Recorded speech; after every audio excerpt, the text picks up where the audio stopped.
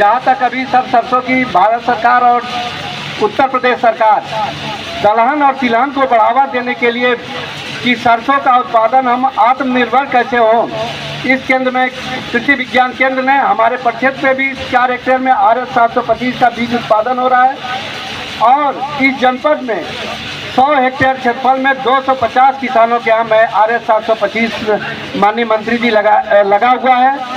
काफ़ी हम लोग भ्रमण करके फील्ड डे भी कर रहे हैं और जो बात आ रही है कि बात होती है कि किसान कहता है कि हम संकर प्रजाति लाएं और उसको लगाएं। हम लोग कंपैरिजन उसी से कर रहे हैं कि आप संकर लगाएं और RS 725 लगाएं हैं, दोनों में अंतर क्या है। अब मैं संज्ञान में लाना चाहता हूँ मंत्री जी की उसका बीज 1200 रुपये से 1300 रुपये किलो है और जो हमारा बीज है करीब 150 रुपये से 200 रुपये किलो है। अगर हम 1 एकड़ की बात करते हैं तो 2 किलोग्राम बीज की आवश्यकता होती है, लेकिन उसमें कम से कम 2000 की खाली अगर शुद्ध बात करें तो लागत में जो हमारा बीज का लागत है तो 2000 रुपया हमारा शुरू में ही लागत हमारे जो हमने प्रदर्शन लगाया तो 2000 का बचत 1 एकड़ में माननीय मंत्री जी हो रहा है। और जहाँ तक उत्पादन की बात है, आप भ्रमण भी किए हैं और इसमें जहाँ भी हमारा सरसों लगा है सब किसानों का फीड है कि हमने से 10 से 12 कोई किसान 13 कुंटल का राई प्रति एकड़ हमारा निकलेगा। तो उत्पादन भी आप देखिए, जो आप संकर लगा रहे हैं और जो हमारी सामान्य प्रजातियां हैं, दोनों का उत्पादन। और जहां बीज की लागत की बात होती है कि लागत हम क्यों बढ़ाएं, लागत को कमी किया जाए और उत्पादन को बढ़ाया जाए।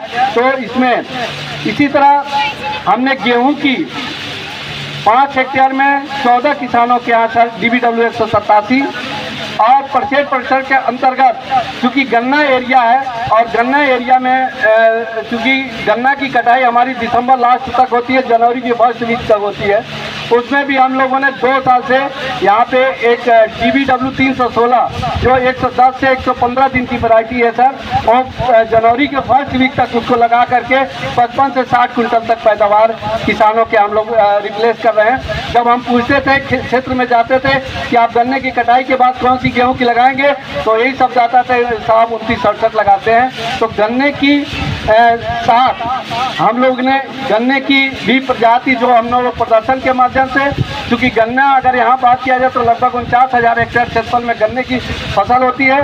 तो मैं संज्ञान में लाना चाहता हूँ कि 0238 बहुत ही अच्छी प्रजाति, आज भी किसान उसको लाइक करता है, लेकिन उसमें एक समस्या आ गई सर, लाल सड़न की बीमारी काफ़ी ज़्यादा होने के कारण किसान उसको छोड़ रहा है। तो 16-202, 18-231, 19-231 ये वैरायटी है सर। हम लोग 16-202 का भी किसानों को परचेज पे प्रदर्शन के माध्यम से ISR लखनऊ से बीज ला करके दिया। उसकी नर्सरी सिंगल बट मेथड से सर नर्सरी तैयार करके और गन्ने की फसल, क्योंकि गन्ने में आप देखेंगे सर 2 समय बुआई होती है, एक शरदकालीन एक बसंतकालीन गन्ने की होती है। और गन्ने की बुआई अभी चल रही है सर। और गेहूं की कटाई के बाद एक समस्या आती है कि गेहूं कटाई के बाद भी गन्ना लगाते हैं तो उस समय गन्ने का जमाव हमारा बहुत कम होता है। अगर हम नर्सरी तैयार करके अगर लगाते हैं तो हमारा नर्सरी अच्छी अवस्था में होती है और हमारी जो बात होती है जमाव का, वो जमाव हमारा अच्छा होता है और उत्पादन पे कोई असर नहीं पड़ता है। इसी तरह सर हम लोगों ने जौ 2 साल से एक छिलका वाली जौ थी DWRB 182 और एक इस साल हम लोग DWRB 223 ये नई प्रजाति है, इसका भी हम लोग कृषि विज्ञान केंद्र में बीज उत्पादन कर रहे हैं। अगले बार किसानों को देंगे और इस बार सब 13 किसानों को छिलका रहित जौ की प्रजाति गीतांजलि हम लोग प्रदर्शन के माध्यम से लगाया, किसान के परिषद पे लगा हुआ है। किसान उसके फोटो भी भेज रहे हैं, कह रहे हैं किसान। तो उन किसानों से हमने कहा है कि आप इस बीज को बना लीजिए, अगले साल आपको ये बीज किसानों को दीजिए। इसी तरह सर आलू की प्रजाति जो बात होती है, तो आलू का हम लोगों ने सर देखा है यहाँ पे, तो 2 साल से यहाँ पे मोदीपुरम मेरठ से आलू की प्रजाति, नवीनतम आलू की प्रजाति, चाहे कुफरी 603 हो, कुफरी मोहन हो, कुफरी गंगा हो, ये प्रजाति हम लोग किसानों के यहाँ सर बीज के रूप में दिया है और किसानों से कहा है कि आप इसका बीज बना लो, अगले साल अपने खेत में और अपने पड़ोसियों को दो। तो ये किसी और भारत सरकार और उत्तर प्रदेश के कार्यक्रम भी काफ़ी हम लोगों ने यहाँ केंद्र पे करते हैं। समय समय पे जो दिशा निर्देश होता है वो कृषि विज्ञान केंद्र करता रहता है।